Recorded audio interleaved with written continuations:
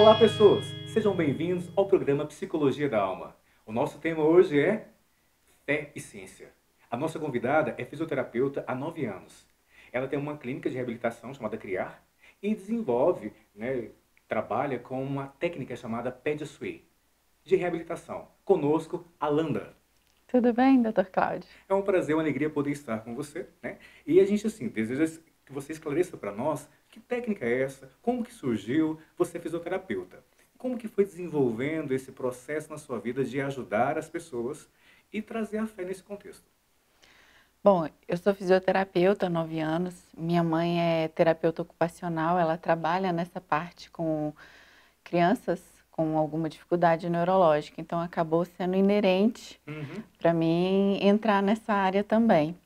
Desde então eu estou com ela à frente do CRIAR, lá em Brasília, e onde nossa especialidade, nosso principal foco é no trabalho de reabilitação com crianças com alguma dificuldade, seja motora, cognitiva, enfim. Ok. Essa técnica ou essa ferramenta de reabilitação, ela surgiu da onde?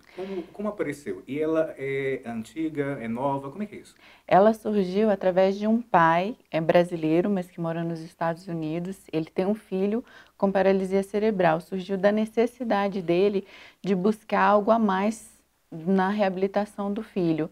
E daí ele já utilizava uma técnica parecida, mas vendo algumas necessidades de mudanças, de adaptação, ele criou esse método PEDSUIT e trouxe para o Brasil, abrangendo várias regiões do Brasil. Ela já está no Brasil, aproximadamente 8 anos, 7 anos, que ele vem trazendo, desenvolvendo esse trabalho aqui. E é utilizada só em crianças ou adultos também se beneficiam? Como é que seria? Ela também é utilizada em pacientes adultos. A grande maioria que acaba buscando, procurando, são os pais das crianças, mas ela também pode ser utilizada em pacientes adultos. Ok. E como é que eu faço? Assim, eu levo minha criança, vocês têm uma forma de triar essas pessoas? Como é que seria? Sim, essa técnica, ela vem para fazer um a mais, é para somar dentre uma série de terapias que já é feitas, convencionais com as crianças. Ela é feita de uma forma intensiva. Então, a criança, ela fica em terapia de segunda a sexta e de acordo com a avaliação, a criança pode passar de 1 até 4 horas em terapia. Então, por ela ser um processo bem intensivo, ela é feita controladamente durante 4 semanas, daí você dá um intervalo, ela retorna para as terapias convencionais, dá um intervalo de uns 3 meses e depois realiza nova terapia. Então, para ajudar você que está nos assistindo, eu vou explorar um pouco mais. Porque, assim, quando fala de técnica, de terapia, ou até mesmo alternativas ou complementares, a gente fica assim, como é que se dá isso, né? Porque as pessoas, Alan, elas ficam muito pautadas naquilo que é convencional, né? Por exemplo, remédios alopáticos. Quando fala fitoterapêutico, coisa alternativa, gera um certo desconforto ou desconfiança. Como é que consiste essa técnica?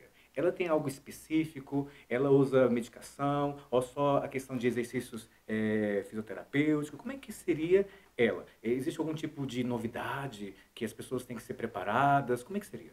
Sim, ela se diferencia, a Uhum. gente coloca como uma alternativa a mais, porque ela se diferencia justamente pelos equipamentos que a gente consegue utilizar durante essa terapia. A gente tem um sistema de gaiolas, onde a gente, com alguns aparelhos, é um equipamento onde a A gente criança consegue. entra lá dentro? É uma gaiola, a criança Caraca, entra nessa sério? gaiola e a gente consegue trabalhar com suspensão e dar oportunidade, por exemplo, de uma criança que não consegue ficar de pé sozinha. Uhum. Através, claro, ela vai estar suspensa com os elásticos, mas ela consegue ficar de pé, sem uma outra pessoa tocando nela. Então, ela começa a ter sensações que em outros momentos, de outras formas, ela não teria. Tá, então você está dizendo para nós que, de alguma forma ou de outra, essa técnica, ela não trabalha apenas o aspecto físico, ela trabalha também o aspecto da motivação, da segurança. o ser humano, então, ele acaba repercutindo também nas emoções e na autoestima, seria isso? Com certeza. A gente vê os resultados que nós temos, eles não são restritos só à parte motora, Uhum. a parte psicológica e social da criança, porque ela começa a experimentar sensações que ela não conseguia ter antes, começa a se comunicar de uma forma melhor, se socializar com outras crianças que estão ali em volta. Então, toda essa parte psicológica e social da criança acaba sendo trabalhada em conjunto. Ótimo. Eu lembrei de uma passagem interessante da palavra de Deus, Ananda, que os amigos pegaram um paralítico, subiram com o paralítico no telhado da casa para encontrar Jesus e desceram com o paralítico, né? Então, assim, quando você fala de suspender dentro dessa gaiola toda, eu consigo lembrar essa situação que os amigos levaram o paralítico, desceram do teto para alcançar a cura, alcançar a reabilitação daquele paralítico naquele contexto de fé. Trazendo essa analogia, eu pergunto para você, aonde a fé se encontra com a ciência? Lá na sua clínica, no seu consultório, no seu trabalho? Nossa, eu acho que a fé está ali a todo momento, porque a ge- com a gente que está ali em contato com essas crianças, vendo as trocas sinceras que elas têm, o sorriso, naquele ganho que ela consegue desenvolver, que ela consegue ter, e principalmente dos pais, das famílias que está ali acompanhando. Ah, São situações difíceis e que exigem muito, tanto dos pacientes quanto das famílias. E você acreditar, você engajar e você buscar e correr atrás de uma melhora, de um propósito, e a garra dessa família nesse acreditar Uhum. nessa melhora, é.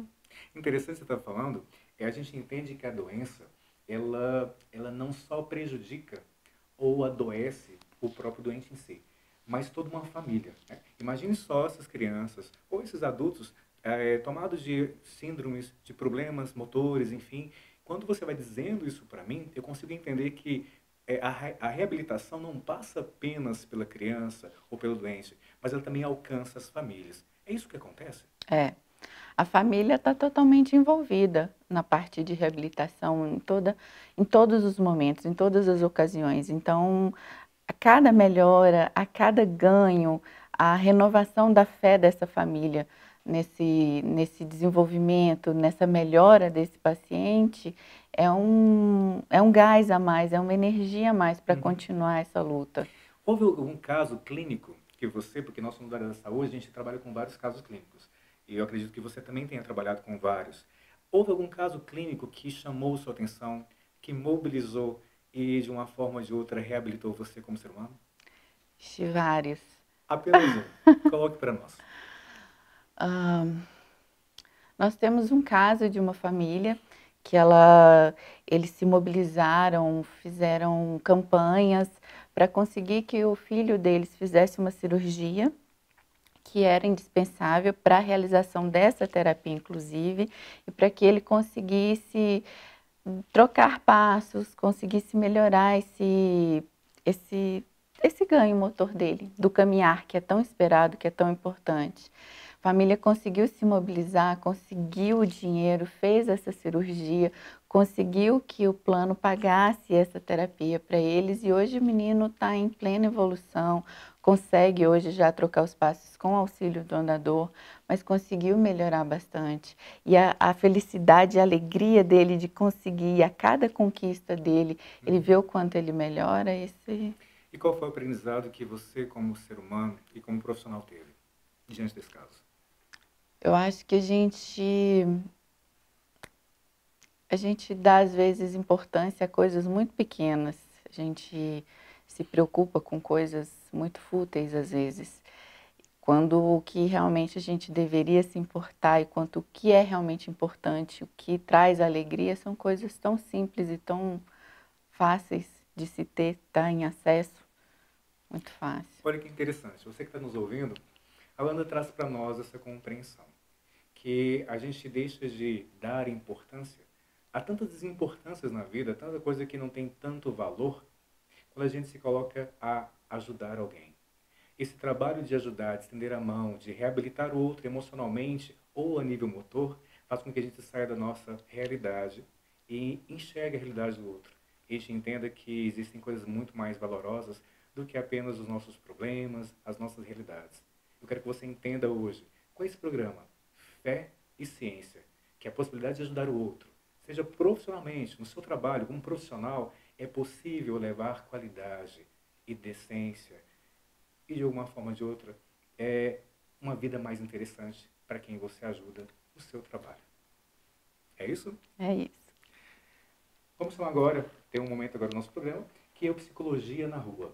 O Psicologia na Rua, Alana, é o seguinte, algumas pessoas são entrevistadas, tá?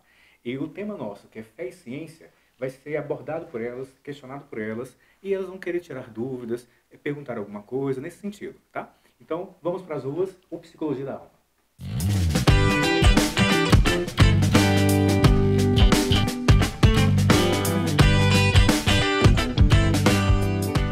Doutora Alana, a partir de quantos anos posso começar o tratamento de pedra switch? Existe alguma restrição? Hoje você tem alguns pontos que você precisa observar. Normalmente, crianças a partir de 1 ano e meio, 2 anos, já pode iniciar a terapia, desde que bem avaliado e tendo condições reais para iniciar. Aproveitando também, né, eu fico muito curioso. Quais são as síndromes, quais são as deficiências, quais são as doenças que se encaixam nesse processo terapêutico dessa técnica que você está trabalhando?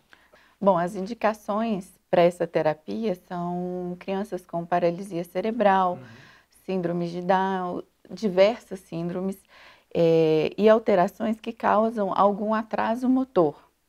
Então, você tem algum atraso motor, alguma dificuldade motora, que você não tenha contraindicações restritas para realizar? Ou seja, precisa sempre de uma indicação de um médico para que possa encaminhar para você, porque já foi feita uma avaliação e vocês vão complementar isso aí. É isso. Seria isso? O médico vai avaliar e nós vamos também avaliar e passar toda a indicação e realizar a programação para cada paciente. Ótimo. Estão entendendo? Próxima pergunta, vamos lá?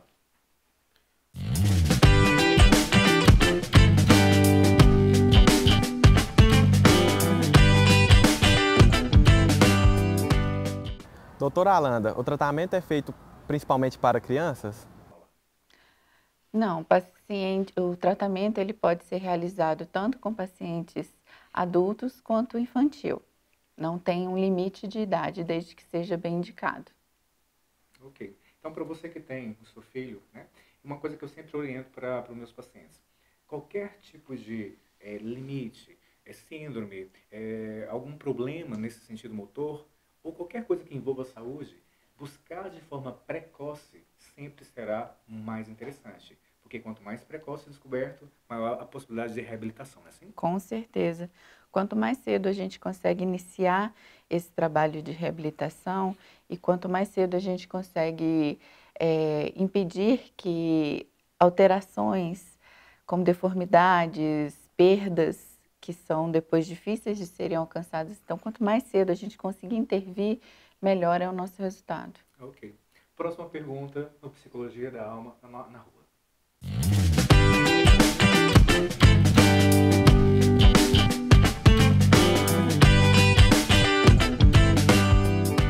Essa técnica é muito nova. Quais são os riscos de execução? A técnica em si ela não é tão nova. No Brasil é que agora ela está se expandindo, mas ela já existe há um certo tempo. Na clínica mesmo a gente já tem ela já há mais de 7 anos. Então as atividades, toda a programação ela é realizada com muito cuidado, com muito critério, justamente para que a gente não tenha nenhum problema em sua execução. Ok, nós vamos agora chamar nosso break, nosso intervalo. Espero que você permaneça aí. Quando nós retornarmos, iremos falar mais ainda sobre fé e ciência. Conto com a sua presença. Fique aí. Voltamos agora.